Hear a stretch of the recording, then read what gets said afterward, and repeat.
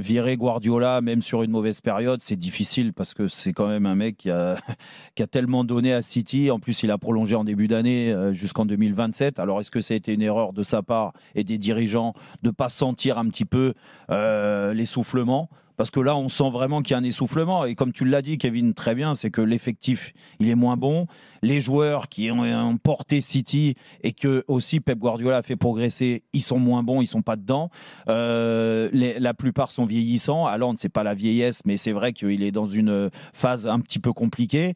Les joueurs autour, les solutions de changement, souvent, ça marchait comme ça. T'en sortais un, t'en remettais un autre. T'as l'impression qu'il pouvait changer tout le monde et l'équipe, elle n'était pas perturbée. Là, aujourd'hui, il est dans une mauvaise passe. Est-ce que ils vont passer le cap à dire écoute, Pep, tu sais quoi, laisse tomber, on va mettre quelqu'un d'autre, on va repartir sur un nouveau cycle. Mais si c'est le cas, je peux te dire qu'il y a beaucoup de clubs, ils doivent se ruer direct sur Pep Guardiola. Et moi, mon rêve, et vous savez l'attachement que j'ai au Paris Saint-Germain, c'est de voir Pep Guardiola sur le banc du Paris Saint-Germain un jour. Incroyable. Après, il a dit que derrière City, je sais que c'est compliqué. Mais je dis juste que si Pep Guardiola demain il est sur le marché, même fatigué ou pas fatigué, je peux te dire que il y a beaucoup de clubs qui devraient se mettre à genoux devant lui pour essayer de l'avoir, tu vois. Donc moi j'ai tellement de respect pour ce qu'il a apporté au football et ce qu'il apporte quand même très souvent encore.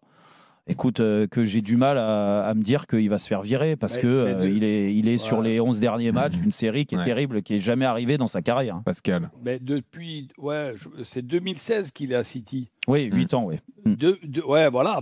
Après, en théorie, oui, tu peux le mettre de côté comme tout entraîneur de club. Mais bon, 2016, il a tout apporté. Aujourd'hui, c'est un des plus grands clubs qui est en Europe. Tu peux pas te séparer. En plus, il est très proche du président, du directeur sportif, du manager, de son public. Je pense qu'ils vont laisser passer cette crise comme tout club a. Mais après ça, je ne sais pas s'il aura l'envie de repartir dans un club. Ouais, c'est ça, le plus dur, il est là. Il dit que non, lui. Il dit que non, qu'il n'aura pas la motive. Non, peut-être une il sélection, mais voilà. Non, mais quand même, il dit que non, mais il a quand même, en début d'année, les gars, il a re-signé jusqu'en 2027. Il a levé une année qu'il y avait en option. Ouais. Jusqu'en 2027. Ouais, d'accord. Ouais. Mais oui, mais bon, t'es pas Jean-Michel, tu es à la place de City, est-ce que tu peux limoger Guardiola? Non, pour le moment, je pense que la question ne se pose pas encore. Moi, je vois plutôt, je ne sais pas si c'est dans les tuyaux, mais je vois plutôt Guardiola dire, écoutez, ça ne passe plus, je n'ai plus la foi ou le message ne passe pas et je préfère repasser la main.